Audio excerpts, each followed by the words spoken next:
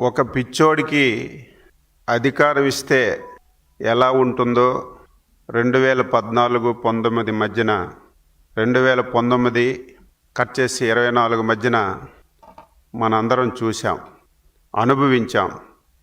రాష్ట్రాన్ని కుక్కలి చింపినటువంటి విసిరాగ్గా మార్చాడు.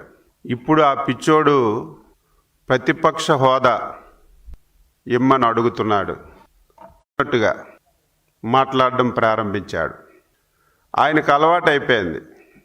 ఆంధ్రప్రదేశ్ రాష్ట్రంలో ఏమి జరుగుతుందో కనీసం తెలియలేనటువంటి పరిస్థితి.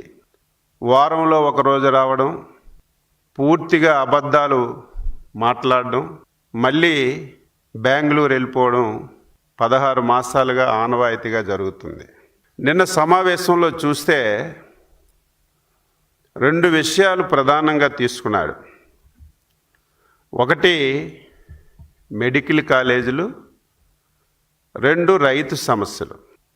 ఈ రెండింటి మీద పూర్తిగా అవగాహన లేనటువంటి వ్యక్తి, 5 సంవత్సరాలు ఒక రాష్ట్రానికి ముఖ్యమంత్రిగా చేసినటువంటి వ్యక్తి ఆ స్థాయిలో మాట్లాడతాడని నేను ఊహించలేదు. ప్రధానంగా